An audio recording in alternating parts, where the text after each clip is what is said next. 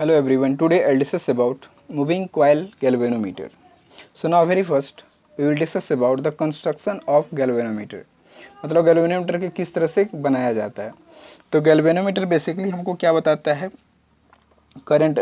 Basically हम लोग इसे करंट मेजर करते हैं, ठीक है. और इसी galvanometer से हम वोल्टमीटर भी बना सकते हैं और आमीटर भी बना सकते हैं. तो हम लोग इसमें इसी में आगे देखेंगे, थ्योरी पढ़ेंगे इसमें आगे कि किस तरह से हम वोल्टमीटर बना सकते हैं और किस तरह से आमीटर बना सकते हैं. लेकिन सबसे पहले हम लोग देख लेते हैं कि इसका कंस्ट्रक्शन क्या होता है और किस तरह से ये काम करता है. मतलब इसका कंस्ट्रक्शन और प्रिंसिपल पे दोनों पे बात करेंगे. तो कंस्ट्रक्शन इसमें कुछ इस टाइप से है कि एक मैग्नेट, देखो नॉर्थ पोल इधर साउथ पोल रखे हैं और मैग्नेट को कुछ इस तरह से काटा गया है कि कुछ ये दिख रहा है हमको किस तरह से कर्व शेप में, ठीक है.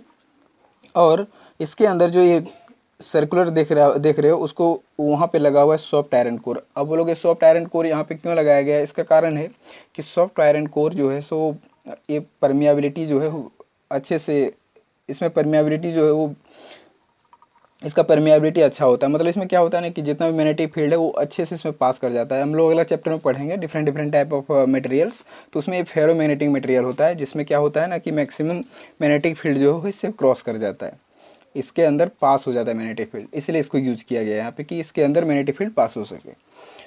सॉफ्ट आयरन कोर, ठीक है, उस जिसको हम लोग क्या बोल रहे हैं आप, सॉफ्ट आयरन कोर बोले. और इसी सॉफ्ट आयरन कोर पे तार को कुछ इस तरह से वाउंड किया गया और उसी को बोलते हैं पॉइंटर क्वाइल.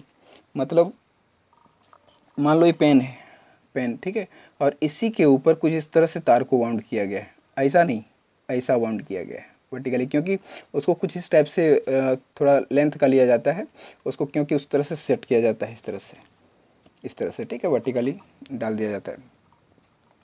तो उस तरह से उस पर तार ये क्या बोलते हैं, वाउंड किया गया हमारा क्या चीज़, कॉपर वायर भी ले सकते हो, उस पर वाउंड किया गया कॉपर वायर, या तो एल्यूमिनियम का भी वायर हो सकता है. तो कुछ तरह से बाउंड करने के बाद उसमें क्या है, देखो उसके ऊपर एक स्प्रिंग को भी सेट किया जाता है. इस तरह से स्प्रिंग को भी उसके ऊपर सेट किया जाता है, दिस वन स्प्रिंग. और स्प्रिंग से क्या क्या कनेक्ट है, हमारा पॉइंटर कनेक्ट है. और पॉइंटर क्या करता है, हमारा स्केल डिवीजन बताता है, मतलब रीडिंग को बताता है. तो एक्चुअल में होता क्या है यहाँ पे, ये जो मैग्नेट है वो मैग्नेटिक फील्ड यहाँ से डेवलप करता है. और वो मैग्नेटिक फील्ड इस पॉइंट, मतलब इस कर्व से इसलिए बनाया गया है क्योंकि सारा मैग्नेटिक फील्ड एक सेंटर को, इसी सेंटर पे स्ट्राइक करे. क्योंकि देखो एक्चुअल में होता क्या है ना कि नॉर्थ पोल और इधर साउथ पोल लेंगे तो क्या होता है, मैग्नेटिक फील्ड इस तरह से बेंड हो जाता है, ठीक है. और यदि कर्व शेप दे देंगे इस तरह से, तो जैसे ही निकलेगा सीधा स्ट्राइक कहाँ करेगा, ऑन द सेंटर. इसलिए कर्व शेप बनाया जाता है कि वो इस कॉइल पर ही क्या करे, स्ट्राइक करे सारा मैग्नेटिक फील्ड, जिससे अच्छे से काम कर सके, ठीक है. तो कुछ इस तरह से इसका कंस्ट्रक्शन है जिसमें सॉफ्ट आयरन कोर लगा हुआ है, स्प्रिंग लगा हुआ है, स्ट्रॉन्ग मैग्नेट लगा हुआ है, पॉइंटर क्वाइल है फिर, ठीक है, स्केल डिवीजन लगा हुआ है यहाँ पे, और इसको पॉइंटर बोलते हैं, पॉइंटर भी लगा हुआ है. कुछ इतना चीज़ लगा देता है कंस्ट्रक्शन में. और इसका प्रिंसिपल है कि इसमें जब हम इस कॉइल को करंट से कनेक्ट कर देंगे तो करंट से कनेक्ट करने पर इसमें क्या होता है कि इसमें मूवमेंट स्टार्ट हो जाता है. कि हम लोग पहले भी रीड कर चुके हैं थ्योरी में कि किसी भी कॉइल से करंट पास होगा तो 100% वहाँ पे क्या होता है, उसका मूवमेंट स्टार्ट हो जाता है, ठीक है. जो इसके पहले भी हम पढ़ चुके हैं रेक्टेंगुलर कॉइल, उसमें क्या पढ़े थे कि when current passing through a rectangular coil then that one coil is moving with couple. मतलब क्या होता है वहाँ पे कि टॉर्क डेवलप हो जाता है. उसी तरह से यहाँ पे देख सकते हो कि इस तार को कुछ तरह से वाउंड किए हैं तो वहाँ पे कॉइल बन रहा है. और कॉइल बन रहा है तो 100% क्या होगा, जब इस पर मैग्नेटिक फील्ड जाएगा करंट, इसमें तो हम इस कॉइल में करंट कनेक्ट करेंगे. ये जो रेड कलर का वायर दिख रहा है उसमें करंट जैसे ही हम देंगे तो ये क्या होगा कि मैग्नेटिक फील्ड तो ऑलरेडी इधर से मिल रहा है, नॉर्थ टू साउथ, इधर ऐसे मैग्नेटिक फील्ड उस पर मिल रहा है. और उस कॉइल में जैसे ही करंट देंगे तो क्या होगा, इस कॉइल के कारण ये पूरा जो एक कॉइल दिख रहा है वो पूरा मूव करना स्टार्ट कर देगा. मूव करना मतलब वो डिपेंड करता है कि क्लॉकवाइज करेगा कि एंटी क्लॉकवाइज करेगा, वो अकॉर्डिंग टू डायरेक्शन, वो तो डायरेक्शन डिपेंड करता है, ठीक है, कि एंटी क्लॉक होगा कि क्लॉक होगा, जो भी होगा. लेकिन यहाँ पे मूवमेंट हमारा स्टार्ट हो जाएगा. हम लोग पहले से जानते हैं कि यहाँ पे क्या डेवलप हो जाता है, टॉर्क डेवलप हो जाता है.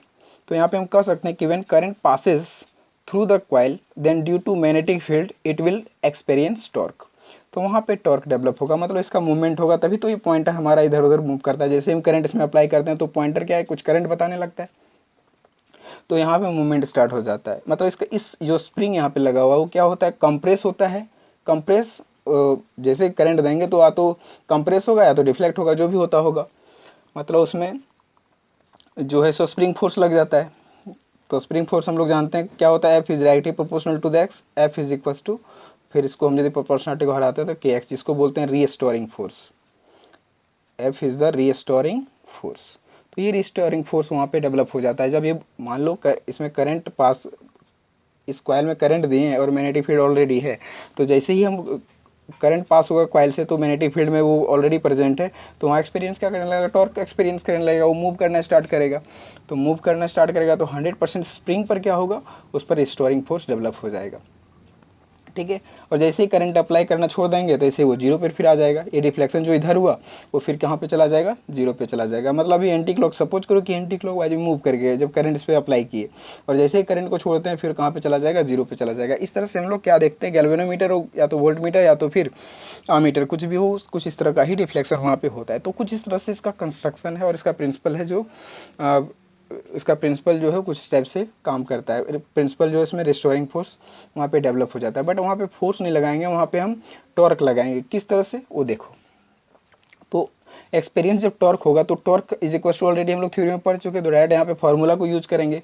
तो वहाँ पे जो टॉर्क डेवलप होगा that one will be tau is equal to M cross B, और एम जान रहे हो क्या है, M is the magnetic dipole moment और B is the magnetic field, ठीक है। जब इसका हम क्रॉस प्रोडक्ट को हटाएंगे तो क्या मिलेगा आपको यहाँ पे, एम बी साइन थीटा कुछ टाइप से मिलेगा, एम बी साइन थीटा। और यहाँ पे एम क्या है, M is the product of current into area, तो ये हमारा क्या बन जाएगा, आई ए, एम के जगह पे आई ए पुट कर दिए, आई ए बी साइन थीटा।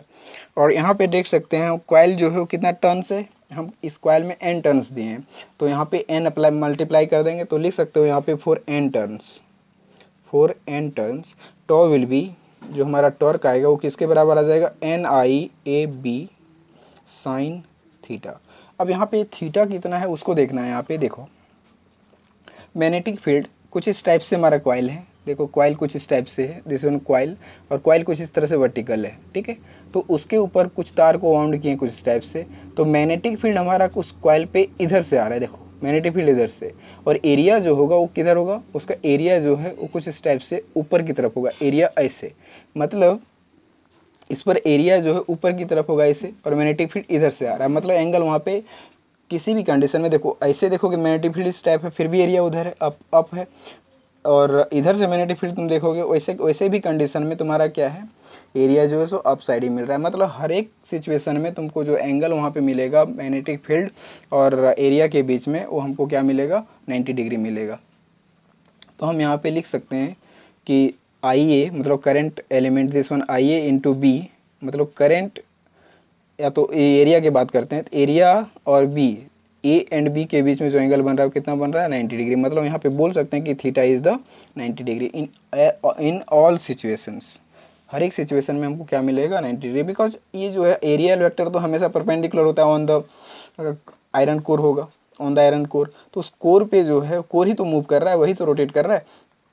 तो वैसे कंडीशन में क्या होगा कि उसका एरिया जो सो इधर वर्टिकल है, ये मूव कर रहा है कुछ स्टेप से, या तो इधर इधर एंटी क्लॉक या क्लॉक कुछ भी मूव करे, और मैग्नेटिक फील्ड तो उसी पर इस तरह से पड़ रहा है, तो मैग्नेटिक फील्ड इधर या तो किसी भी तरीके से पड़ रहा है, बट एरिया तो ऐसे है ना। तो हर एक सिचुएशन में एंगल कितना बना रहा है, 90 डिग्री। तो यहाँ पे 90 डिग्री यदि अप्लाई करते हैं तो हमारा क्या आएगा, टॉर्क।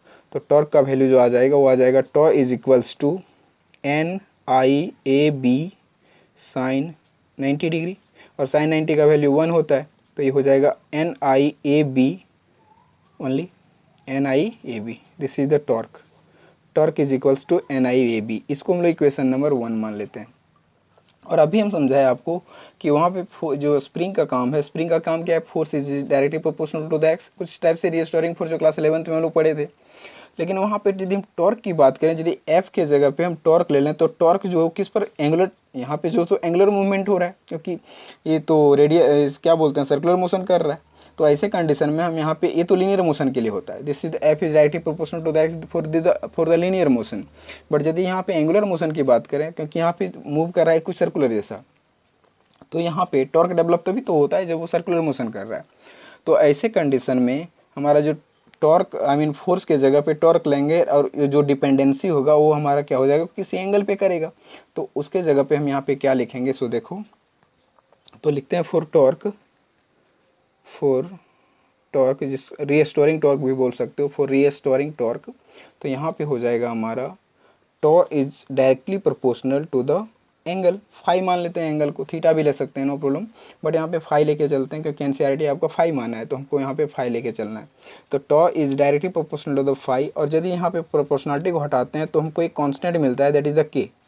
जिस तरह से एफ में मिलता है, फोर्स में मिलता है, उसी तरह से यहाँ भी, तो ये हो जाएगा के फाई एज इट इज। जिस तरह से हम यहाँ पे रीड किए थे, F is directly proportional to the x, और एफ को कांस्टेंट हटाते हैं तो प्रोपोर्शनल हटाते हैं तो के एक्स मिलता है, जिसको के को प्रोपोर्शनलिटी कांस्टेंट बोलते हैं, तो स्प्रिंग कांस्टेंट बोलते हैं। तो और ये एफ क्या बोलते हैं, रिस्टोरिंग फोर्स। तो यहाँ पे हो जाएगा tau is the restoring torque, और के जो है यहाँ पे के, दिस इज के इज द टोरवाइयल टोरो, इसको बोल सकते हैं टोरिजिनल कांस्टेंट, टोरिजिनल, टॉर्क से टोरिजिनल बना, टोरिजिनल कांस्टेंट बोल सकते हैं इसको, टोरिजिनल कांस्टेंट। ठीक है, तो tau is equals to K phi मिल गया, मतलब यहाँ पे tau is equals to K phi मिल गया, तो इसको इक्वेशन नंबर मान लेते हैं 2।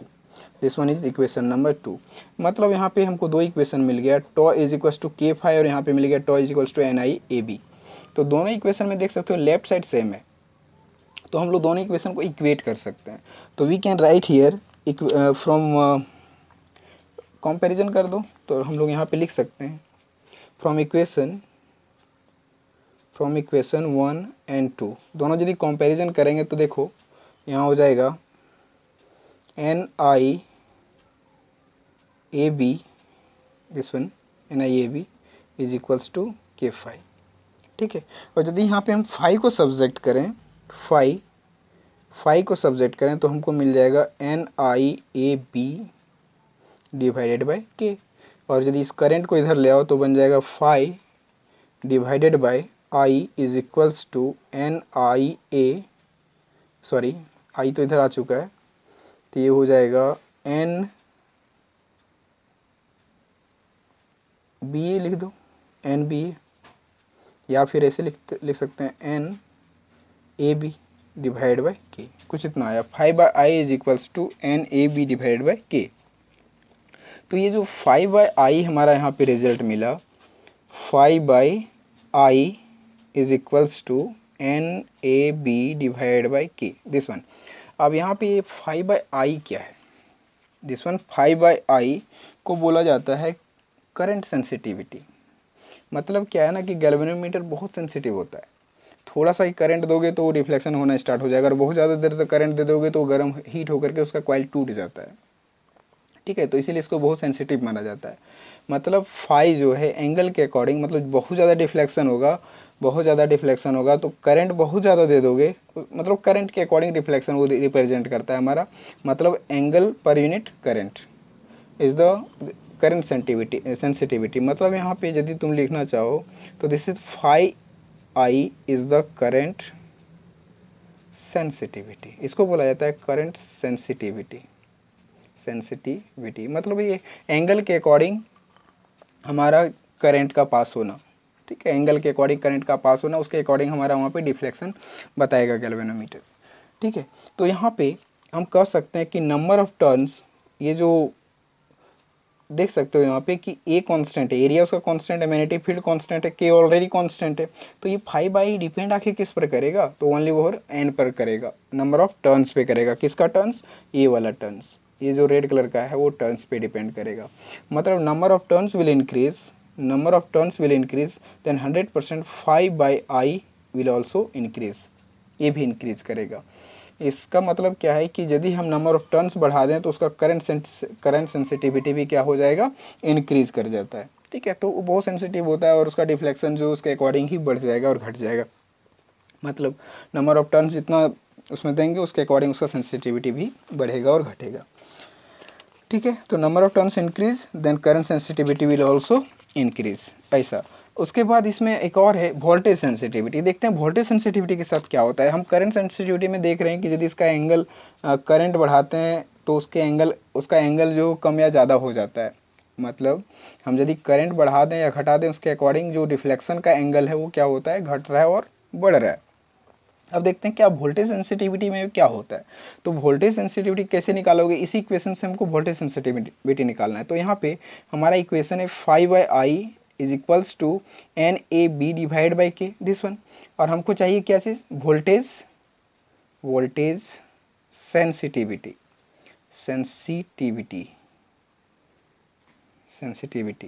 तो वोल्टेज सेंसिटिविटी जो है वो होता है, जैसे एंगल पर यूनिट करंट है वहाँ पे, तो यहाँ पे होना चाहिए एंगल पर यूनिट वोल्टेज, मतलब फाई बाई वी होना चाहिए, तो हमारा हो जाएगा वोल्टेज सेंसिटिविटी। तो वोल्टेज सेंसिटिविटी निकालने के लिए यहाँ पे ओम्स लॉ लगा दो, तो आई के जगह पे क्या लिख सकते हैं, according to Ohm's law I के जगह हो जाएगा V divide by R, V by R हो जाएगा, इज इक्वल्स टू इधर हो जाएगा N A B divide by K, तो यहाँ पे हमको मिल जाएगा phi divide by V, this is the voltage sensitivity, is equals to उस आर को उधर हम भेज देंगे, तो ये हो जाएगा N A B divide by K into 1/r, are को उधर ले गए, ठीक है, मतलब आर ये ऊपर नहीं, देखो ये तो नीचे है ना, तो इसको करेंगे तो 1/r के फॉर्म में इधर आएगा, तो कुछ इतना मिल गया 5/v, मतलब current voltage sensitivity is equals to N A B divide by 1/r into 1/r, कुछ इतना आया, मतलब तुम कैलकुलेट करके देख सकते हो, आपको रिजल्ट मिल सकता है, ठीक है, आप कैलकुलेट करोगे कुछ इतना ही मिलेगा। तो ये हमको मिल गया voltage sensitivity is equals to this. तो अब देखना है कि क्या वोल्टेज सेंसिटिविटी भी नंबर ऑफ टर्न्स के इंक्रीज डिक्रीज करने से इस पर इफेक्ट पड़ता है। तो देखो इसमें क्या होता है ना कि देखो मान लो कि हम इसका नंबर ऑफ टर्न्स इंक्रीज करते हैं, तो नंबर ऑफ टर्न्स को क्या करते हैं, डबल करते हैं, नंबर ऑफ टर्न्स को डबल कर दे रहे हैं। तो नंबर ऑफ टर्न्स को यदि डबल करेंगे तो देखो हो क्या रहा है, हम जानते हैं कि resistance is directly proportional to the length, मतलब जितना रेसिस्टेंस बढ़ाओगे उतना उसके अकॉर्डिंग लेंथ बढ़ाना है, तो यदि लेंथ को हम डबल कर दें तो रेसिस्टेंस भी क्या हो जाएगा, डबल हो जाएगा। मतलब यहाँ पे नंबर ऑफ टर्न्स हम यदि डबल कर दे रहे हैं, this one number of turns will double, then 100% resistance will also double. इसका मतलब क्या है कि 2 कैंसिल हो जाएगा, तो हमको जो रिजल्ट मिलेगा वो मिलेगा N A B divide by K into 1/r once again, मतलब यहाँ पे 5/v हमको क्या है, बार बार एक ही चीज़ को दे रहा है, रिजल्ट को सेम दे रहा है। मतलब इसमें क्या हो रहा है ना कि इसका वोल्टेज सेंसिटिविटी कांस्टेंट रहेगा, कभी भी चेंज नहीं होगा। मतलब for galvanometer current sensitivity will different for different angle, for a different current for a different angle for current sensitivity, but for voltage sensitivity will always constant for galvanometer। मतलब galvanometer में क्या होता है ना कि voltage sensitivity जो होता है, voltage sensitivity की बात करें यदि हम, voltage sensitivity is always constant. अब यहाँ पे मैथमेटिकली अब देख लिए किस तरह से हम कांस्टेंट्स को बता दिए। ये कांस्टेंट इसलिए होता है क्योंकि देख सकते हो कि नंबर ऑफ टर्न्स बढ़ा, मतलब लेंथ बढ़ा रहे हैं, लेंथ बढ़ाने से जितना लेंथ बढ़ाएंगे उतना ही उसका रेसिस्टेंस बढ़ेगा, क्योंकि दोनों एक दूसरे के डायरेक्टली प्रोपोर्शनल होता है। तो कुछ इस फैक्टर पे काम करता है, मतलब इसका वोल्टेज सेंसिटिविटी कांस्टेंट रहेगा और करंट सेंसिटिविटी चेंज हमारा होता रहेगा नंबर ऑफ टर्न्स के अकॉर्डिंग, ठीक है। नंबर ऑफ टर्न्स इंक्रीज होगा तो करंट सेंसिटिविटी इंक्रीज होगा। तो यहाँ पे हम लोग बेसिकली कितना फार्मूला देखे टॉर्क का NIAB, next first one, next one K/5, जहाँ से हमको मेन फार्मूला जो मिला करंट सेंसिटिविटी का 5/I is equals to NAB A B K, ठीक है। This is the current sensitivity, इसको बोला जाता है, नया टर्म मिलेगा अभी, तो this is the current sensitivity. तो ये डिफ्लेक्शन बताता है हमारा एंगल के अकॉर्डिंग, ठीक है, मतलब कितना डिफ्लेक्शन कितने करंट के अकॉर्डिंग हो रहा है, वो चीज़ हमको करंट सेंसिटिविटी बताता है। और वोल्टेज सेंसिटिविटी बताता है कि कितना एंगल के अकॉर्डिंग कितना वोल्टेज हमारा रहा है। तो इसमें क्या होता है कि वोल्टेज सेंसिटिविटी में तो ऑलरेडी हमेशा कांस्टेंट है, इसका इंक्रीज डिक्रीज कितनों भी तो नंबर ऑफ टर्न्स को इंक्रीज डिक्रीज करो, इस पर कोई इफेक्ट नहीं पड़ने वाला है। So voltage sensitivity is always constant for galvanometer, ठीक है। तो कुछ इतना देखे। अब देखते हैं कि गैल्वेनोमीटर से हम अमीटर किस तरह से बना सकते हैं। Next one topic is how to convert ammeter from voltmeter, मतलब वोल्टमीटर से हम गैल्वेनोमीटर को अमीटर कैसे बना सकते हैं। तो उसके लिए देख सकते हो यहाँ पे हम सबसे पहले एक सर्किट यहाँ पे सोचेंगे। तो सबसे पहले टॉपिक क्या होगा, मेरा हेडिंग इसमें क्या होगा, हेडिंग हो जाएगा galvanometer as an ammeter, galvanometer as an ammeter. Galvanometer से हमको क्या करना है, एक परफेक्ट अमीटर बनाना है। अमीटर क्या मेजर करता है, करंट मेजर करता है, मतलब एक स्ट्रॉन्ग करंट को मेजर करने के लिए हमको अमीटर बनाना पड़ता है। गैल्वेनोमीटर तो बहुत छोटा करंट को मेजर करता है, लेकिन यहाँ पे हमको एक अमीटर बनाना है। देखते हैं अमीटर में क्या किस तरह से हम एक परफेक्ट अमीटर बना सकते हैं। तो देखो हम सबसे पहले एक सर्किट यहाँ पे सोचते हैं, सर्किट। तो एक सर्किट मान लो कुछ इस टाइप से है, जिसमें V वोल्टेज है, V वोल्टेज मिल रहा है उस सर्किट में, जिसमें एक रेसिस्टेंस और गैल्वेनोमीटर दोनों लगा हुआ है, वो देखो सीरीज़ में है। This one is the galvanometer and इसमें एक हम रेसिस्टेंस लगा रहे हैं जो क्या है, एक्सटर्नल रेसिस्टेंस, जिसको हम R रेसिस्टेंस के नाम से दे सकते हैं। तो ऐसे कंडीशन में आप देख सकते हो यहाँ पे कि करंट कुछ इस टाइप से इधर से आएगा। तो ये गैल्वेनोमीटर क्या परफेक्ट करंट हमको बता पाएगा क्या? करंट इसमें जो रीडिंग बताएगा वो क्या परफेक्ट होगा? परफेक्ट करंट दे पाएगा ये रीडिंग? एक्चुअल में नहीं दे पाएगा। इसलिए क्योंकि देखो इस एक्सटर्नल रेसिस्टेंस को जो इसमें कनेक्ट किए हैं उससे क्या होगा कि इस ऑलरेडी इसके पास रेसिस्टेंस है, इस गैल्वेनोमीटर के पास ऑलरेडी कुछ रेसिस्टेंस है और एक एक्सटर्नल रेसिस्टेंस हम और ऐड कर दिए, और किस तरह से किए? सीरीज में कर दिए। तो सीरीज में करने से क्या होता है कि रेसिस्टेंस इंक्रीज हो जाता है, और रेसिस्टेंस इंक्रीज होने से 100% इस गैल्वेनोमीटर में जो डिफ्लेक्शन दिखाएगा वो हमको एग्जैक्ट नहीं मिलने वाला है। मान लो करंट इसमें 5 एम्पियर का आ रहा है तो हमको या तो 3 एम्पियर बताएगा या तो 4 एम्पियर बताएगा, लेकिन 100% ये एग्जैक्ट नहीं बता पाएगा। तो इसको हमको कैलकुलेट करने के लिए, मतलब एक एग्जैक्ट आमीटर बनाने के लिए हमको क्या करना पड़ेगा? इस एक एक्चुअली क्या होता है ना कि आमीटर बनाओ या वोल्ट मीटर बनाओ, आपको एक रेसिस्टेंस उसमें कनेक्ट करना होता है, ठीक है। चाहे गैल्वेनोमीटर के रेसिस्टेंस से कम उसका वैल्यू हो या फिर ज़्यादा हो, कुछ इस टाइप से कनेक्ट किया जाता है, तभी हम या तो आमीटर बना सकते हैं या तो फिर वोल्ट मीटर बना सकते हैं। तो इसको जब सीरीज में हम कनेक्ट कर रहे हैं तो देख रहे हैं कि इसका रेसिस्टेंस क्या हो जा रहा है, इंक्रीज हो जा रहा है। तो रेसिस्टेंस इंक्रीज होने से 100% करंट डिक्रीज हो जाएगा और हमको एक परफेक्ट आमीटर नहीं मिल सकता। उससे क्या होगा कि करंट हमको जो है सो रॉन्ग रीडिंग मिलेगा, करंट में रॉन्ग रीडिंग मिलेगा। तो अब कंडीशन क्या है कि अब क्या करते हैं कि इसको हम पैरेलल में कनेक्ट करते हैं। जो ये रेसिस्टेंस यहाँ पे हम अप्लाई किए हैं उस रेसिस्टेंस को यदि हम पैरेलल में कनेक्ट करते हैं तो उसका वैल्यू जो है वो डिक्रीज हो जाएगा, रेसिस्टेंस का वैल्यू बहुत कम हो जाएगा, जिससे हमको करंट का वैल्यू अच्छे से मिलेगा। मतलब आपको यदि एग्जाम में पूछा जाए क्वेश्चन कि गैल्वेनोमीटर से आमीटर बनाने के लिए जो हम रेसिस्टेंस उसमें लगाते हैं, शंट बोला जाता है, एक छोटा सा रेसिस्टेंस जो लगाते हैं, वो रेसिस्टेंस किस तरह से कनेक्ट किया जाता है? तो आपको बोलना है पैरेलल में कनेक्ट किया जाता है, because of less resistance, when resistance will be less than current will be high. ठीक है, तो करंट हमको अच्छे से तभी रीडिंग मिलेगा जब हम एक रेसिस्टेंस को पैरेलल में कनेक्ट करते हैं। तो देखते हैं उस सर्किट को किस तरह से बनाएंगे।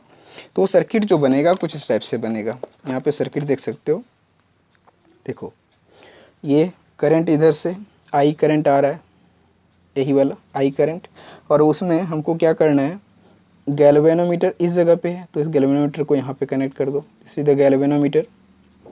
ठीक है, रेसिस्टेंस के फॉर्म में भी दिखा सकते हैं, लेकिन नहीं, जीज रेसिस्टेंस वहाँ पे हम लोग बोल सकते हैं कि ये रेसिस्टेंस है। तो कुछ इस टाइप से है, ठीक है। इसको आगे बढ़ा दो इस तरह से, और इसी के पैरेलल कनेक्ट कर देना है आपको जो रेसिस्टेंस ए वाला एक्स्ट्रा लिए हैं।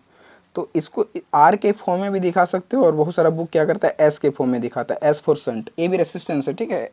और यहाँ पे क्या लिखेंगे, S is the shunt, SUNT shunt, या तो रेसिस्टेंस बोल सकते हो, no problem, this is the resistance. ठीक, तो यहाँ पे एक्चुअल में क्या है कि जो एस है ये लेस है किससे, जी से, जी के रेसिस्टेंस से लेस है, मतलब इसका रेसिस्टेंस का वैल्यू जो है वो जी के रेसिस्टेंस से बहुत ही कम है, उससे बहुत ही लेस है, ठीक है, और लेस लिया जाता है। तो एक्चुअल में क्या होगा इससे कि देखो इसमें क्या होगा कि आई करंट इधर से आ रहा है, तो इसमें जो करंट जाएगा वो गैल्वेनोमीटर के लिए जाएगा, तो ये क्या हो जाएगा IG करंट, और इधर से जो आएगा इसमें करंट जो आएगा वो किसके लिए जाएगा, शंट के लिए, तो IS करंट बोल देंगे, इस तरह से जा रहा है। तो इसको कैलकुलेट कैसे करें हमको, जिससे शंट का वैल्यू मिल जाए कि इसमें जो शंट लगाए हैं वो कितना वैल्यू का है, उसको कैलकुलेट करने के लिए एक फार्मूला यहाँ पे डेवलप करना पड़ेगा। तो देखते हैं कि एस का वैल्यू कैसे कैलकुलेट करें। तो इसमें क्या करेंगे, KVL लगाएंगे, किरचॉफ्स वोल्टेज, सबसे पहले Kirchhoff's voltage law.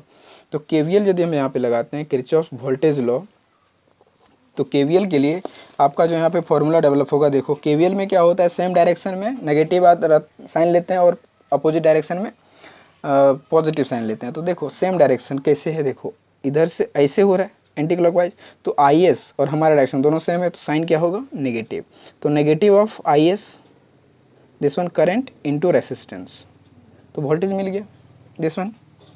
Next one, इसके लिए जी के लिए बात करें तो this one resistance this one current, तो IR भी इक्वल्स टू IR होता है, तो वोल्टेज मिलेगा। तो ये दोनों का देखो, ये मेरा डायरेक्शन, करंट का इधर डायरेक्शन अपोजिट है, तो यहाँ पे साइन क्या होगा प्लस, तो ये मिल जाएगा I G into capital G is equals to 0। ये मिल गया हमको टोटल। तो इससे हमको यहाँ पे कैलकुलेट करना है किसको, एस को कैलकुलेट करना है। तो इसको क्या हो जाएगा, minus I S into capital S is equals to minus, उधर ले गए इक्वल के उधर, तो क्या हो जाएगा capital G, minus minus going to cancel, तो एस यहाँ पे सब्जेक्ट करेंगे तो क्या मिलेगा, S is equals to I G capital G divided by I S, ये चीज़ मिला। ठीक है, अब देखते हैं आई एस का भी वैल्यू हम कैलकुलेट कर लेते हैं कि आई एस करंट जो यहाँ पे आ रहा है आई एस वो कितना है। तो उसके लिए क्या लगाना पड़ेगा, वहाँ पे लगाना पड़ेगा आपको, अब लगाना पड़ेगा, हम मान लें कि ये पॉइंट को ए मान लेते हैं, this one point is the A and this one point is the B. तो हम एट ए की बात करें तो जंक्शन रूल के अकॉर्डिंग तो हम इसको KCL बोलेंगे। तो अब यहाँ पे KVL ना लगा करके अब इसके लिए KCL लगाना पड़ेगा, किरचॉफ्स करंट लॉ। तो करंट लॉ अप्लाई करेंगे एट ए। तो एट ए बात करें तो देखो करंट इधर से आई आ रहा है, टोटल करंट आई, तो आई इनकमिंग है, incoming is equals to outgoing होता है, तो incoming is equals to outgoing में कौन सा आई जी और आई एस है, तो जोड़ देते हैं दोनों को, outgoing I G plus I S. तो यहाँ पे हमको किसको सब्जेक्ट करना है, आई एस कैलकुलेट करना है। तो I S is equals to क्या हो जाएगा, I S is equals to I minus I G, इतना आया। इस वैल्यू को यहाँ पे पुट कर देते हैं, तो यहाँ पे पुट करने से क्या रिजल्ट मिलेगा, देखो यहाँ से मिल जाएगा S is equals to I G capital G divide by I S का वैल्यू क्या है, I minus I G, this one. तो ये हो गया फॉर्मूला आपका शंट का। ठीक है, तो जो रेसिस्टेंस हम आमीटर बनाने के लिए इसमें जो लगाए वो क्या है, S is equals to I जी मतलब galvanometer current into resistance of galvanometer is divide by total current minus galvanometer current. ठीक है, कुछ इतना आ रहा है वैल्यू हमारा शंट का। मतलब एक्चुअल में क्या है ना कि आपको यदि गैल्वेनोमीटर से आमीटर बनाना है तो आपको एक रेसिस्टेंस लेना पड़ता है जो गैल्वेनोमीटर के रेसिस्टेंस से कम वैल्यू का हो, और उसको किस तरह से हम कनेक्ट करते हैं, पैरेलल में कनेक्ट करते हैं। तो हमको क्या मिलता है, एग्जैक्ट करंट उस सर्किट में, जिस सर्किट में हम इसीलिए तो गैल्वेनोमीटर मतलब जब हम आमीटर को बनाएंगे तो किस तरह से कनेक्ट करेंगे, पैरेलल में। मतलब आपको माइंड में इस तरह से सेट रखना है कि जब सीरीज़ में कनेक्ट करेंगे तो रेसिस्टेंस इंक्रीज़ हो जाएगा, और पॉसिबल वो नहीं है। यदि रेसिस्टेंस इंक्रीज होगा तो करंट हमको कभी भी मतलब ज़्यादा नहीं मिलेगा, और ज़्यादा करंट तभी मिल सकता है जब रेसिस्टेंस को हम कम कर दें, और रेसिस्टेंस कम तभी होगा जब रेसिस्टेंस को पैरेलल में कनेक्ट किया जाए। तो फॉर आमीटर मतलब सिंपल माइंड में आपको सेट रखना है कि जब गैल्वेनोमीटर से आमीटर बनाया जाता है तो जो एक्सटर्नल इसमें रेसिस्टेंस कनेक्ट करते हैं वो पैरेलल में कनेक्ट किया जाता है। ठीक है, तो यहाँ पे क्या है, शंट जो है किसमें कनेक्ट किया जाता है, पैरेलल में। Shunt is always connected to the parallel for ammeter, ammeter में पैरेलल, आमीटर में पैरेलल, माइंड में सेट रखना है, आमीटर में पैरेलल। ठीक है, for ammeter connection resistance will be parallel. ठीक है, नेक्स्ट वन आता है topic galvanometer as a volt meter, galvanometer as a volt meter, galvanometer as a volt meter. अब next one point, galvanometer as a volt meter. अब इसमें देखते हैं क्या होता है। तो इसके लिए भी एक सर्किट सबसे पहले हम लोग सोच लेते हैं, डिसाइड करते हैं कि देखते हैं इसमें क्या होता है, उसी टाइप का सर्किट एज इट इज़। तो ऐसे कंडीशन में देखो हम एक सर्किट फिर से उसी तरह से कंसीडर कर रहे हैं यहाँ पे कि मान लो ये गैल्वेनोमीटर है, यहाँ पे एक इसमें भी क्या होता है, एक्सटर्नल रेसिस्टेंस को हमको ऐड करना होता है, तो एक्सटर्नल रेसिस्टेंस ऐड कर दिए। अब देखते हैं क्या होता है इसमें कि यदि सीरीज़ में हम कनेक्ट करें तो 100% हमको वोल्टेज ज़्यादा ही मिलेगा, क्योंकि resistance will more than voltage 100% मोर। और यदि पैरेलल में कनेक्ट कर दें तो पैरेलल में रेसिस्टेंस क्या हो जाएगा, कम हो जाएगा, और रेसिस्टेंस कम होने से हमको वोल्टेज ज़्यादा नहीं मिलेगा। इसीलिए ये सीरीज कनेक्शन परफेक्ट है। ठीक है, तो यहाँ पे हम सर्किट अच्छे से बनाते हैं और उसको कैलकुलेट करते हैं। तो वोल्ट मीटर में जो कनेक्शन होता है वो किस तरह से होगा, सीरीज़ में होगा। ठीक है, आमीटर में पैरेलल में, और इसमें जो कनेक्शन होगा किसमें, सीरीज़ में होता है। मतलब एक्सटर्नल रेसिस्टेंस जो अप्लाई करते हैं वो किस तरह से कनेक्ट होगा, सीरीज़ में।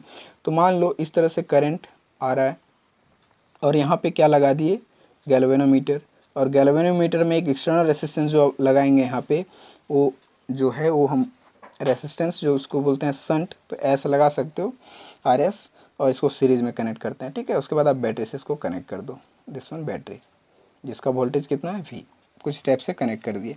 तो एक कनेक्शन है हमारा किसका, galvanometer as a volt meter, मतलब जो एक्सटर्नल रेसिस्टेंस लगा है वो किस गैल्वेनोमीटर के रेसिस्टेंस के साथ सीरीज कनेक्शन में लगा है, जिससे क्या होगा कि इसका रेसिस्टेंस ज़्यादा मिलेगा। रेसिस्टेंस ज़्यादा होने से 100% वोल्टेज ज़्यादा होगा, हम लोग जानते हैं V=IR, ठीक है। तो उसके अकॉर्डिंग तो R बढ़ेगा तो 100% हमारा वोल्टेज भी ज़्यादा मिलेगा।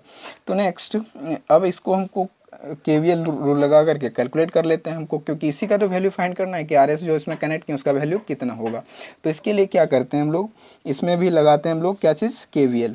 तो KVL यदि लगाओगे तो उसके अकॉर्डिंग क्या मिलेगा देख सकते हो हमको, अब किस डायरेक्शन में आप जाना चाहते हो उसके हिसाब से। तो हम मान लो ऐसे जाते हैं क्लॉकवाइज, तो क्लॉकवाइज जाओगे तो देखो यहाँ पे क्या है V, तो V माइनस, ये दोनों सेम डायरेक्शन में हो गया देखो यहाँ पे। तो यहाँ पे हमको सेम डायरेक्शन में क्या हो, ये तो पॉजिटिव होगा, माइनस ये क्या होगा, इस इधर से देखो ये जा रहा है इधर, तो ये वाला मेरा डायरेक्शन और इसका डायरेक्शन, मतलब IG करंट है यहाँ पे, तो इसके लिए करंट IG ही होगा ना। तो ये करंट जो है, और इसके लिए क्या करंट होगा, IS होगा। सॉरी, करंट तो एज इट इज होता है ना, सीरीज में कांस्टेंट होता है, तो IG करंट ही है, IG करंट, ठीक। तो यहाँ पे या तो I करंट ओनली लिख सकते हो, डायरेक्ट I लिख सकते हो, नो प्रॉब्लम। तो यहाँ पे V माइनस IG, उसके साथ क्या होगा कैपिटल G, माइनस इसके साथ भी वही है, क्या कि देखो मेरा डायरेक्शन और इसका डायरेक्शन सेम है, तो यहाँ पे भी करंट क्या है, IG ही है। तो यहाँ पे हो जाएगा IG, करंट कांस्टेंट होता है सीरीज में, इंटू RS, ये चीज़ मिला इज इक्वल्स टू 0। एक हमारा किसके अकॉर्डिंग आ रहा है, KVL, किरचॉफ वोल्टेज लॉ के हिसाब से। तो अब देखो इसको कैलकुलेट करते हैं, तो V minus IG capital G, sorry, तो ये चीज़ है V minus IG capital G minus IG RS is equal to 0 according to this KVL, ठीक है। तो V minus IG capital G, और इसको देखो उधर ले जाते हैं, माइनस तो उधर पॉजिटिव हो जाएगा, IG RS, क्योंकि हमको RS ही तो निकालना है, तो RS को सब्जेक्ट करते हैं। तो RS को यदि सब्जेक्ट करोगे तो आपको क्या मिलेगा, V minus IG capital G divide by IG, ये चीज़ है। अब इसको क्या करो, पार्शियल फ्रैक्शन कर दो, तो पार्शियल फ्रैक्शन करोगे तो आपको क्या मिलेगा, पार्शियल फ्रैक्शन में ये मिल जाएगा V divide by IG minus G, क्योंकि IG कैंसिल हो जाएगा तो ये मिलेगा। तो दिस इज द RS, मतलब जो एक्सटर्नल रेसिस्टेंस में कनेक्ट करेंगे उसका वैल्यू कुछ इतना आएगा, इसका फॉर्मूला कुछ इतना आएगा, V divide by IG minus G, मतलब गैल्वेनोमीटर करंट, और ये हो जाएगा resistance, this one is the resistance, ठीक है। तो कुछ इस तरह से हमारा फॉर्मूला आता है। आपको थोड़ा पता लगा होगा ये थ्योरी, तो बस आपको माइंड में इस तरह से सेट रखना है कि उधर का तो हम रीड कर चुके थे, आप जो गैल्वेनोमीटर से रिलेटेड रीड किए, तो इसमें क्या हम लोग देखे, मूविंग कॉइल गैल्वेनोमीटर, इसमें हम लोग फाइनली क्या देखे थे, करंट सेंसिटिविटी और वोल्टेज सेंसिटिविटी, दो चीज़ में देखे थे। उसके बाद हम लोग गैल्वेनोमीटर से आमीटर बनाए, गैल्वेनोमीटर से आमीटर बनाने के लिए इसमें जो रेसिस्टेंस, एक्स्ट्रा रेसिस्टेंस लगाते हैं जिसको शंट बोलते हैं, वो जो है वो शंट का जो वैल्यू है वो गैल्वेनोमीटर के रेसिस्टेंस से कम होता है, ये देख सकते हो कम होता है, ठीक है। तो ये जो कनेक्शन है हमारा, तो इसमें क्या बोलोगे कि आमीटर बनाने के लिए, मतलब गैल्वेनोमीटर से आमीटर यदि बनाना हो तो जो कनेक्शन होगा रेसिस्टेंस का वो किधर कैसे होगा, पैरेलल में होगा। ये क्वेश्चन पूछा जाता है एक्चुअली एक नंबर में, ठीक है। तो गैल्वेनोमीटर से आमीटर बनाने के लिए जो उसमें एक्सटर्नल रेसिस्टेंस लगाएंगे वो हमेशा पैरेलल में कनेक्ट किया जाता है, और गैल्वेनोमीटर से वोल्टमीटर बनाने के लिए जो रेसिस्टेंस कनेक्ट किया जाता है उसको हमेशा सीरीज में कनेक्ट किया जाता है। बाकी फार्मूला तो आप KVL और KCL लगा करके आप आराम से देखे थ्योरी किस तरह से किए कैलकुलेट, उसके अकॉर्डिंग आप कैलकुलेट कर सकते हो, ठीक है। और यहाँ भी देख सकते हो किस तरह से हम कैलकुलेट किए। Okay, so this is the all about of the today lecture, और ये हमारा इस चैप्टर का ये जो टॉपिक था मूविंग कॉइल गैल्वेनोमीटर, ये हमारा इस चैप्टर का लास्ट टॉपिक था। थ्योरी हमारा इस चैप्टर का पूरा ख़त्म हो चुका है। अब एक और लेक्चर बना देंगे इससे रिलेटेड न्यूमेरिकल का, बस आपका ये चैप्टर फिनिश होगा। उसके बाद हम लोग 5th नंबर चैप्टर स्टार्ट करेंगे। So this is all about today lecture. Thank you for watching.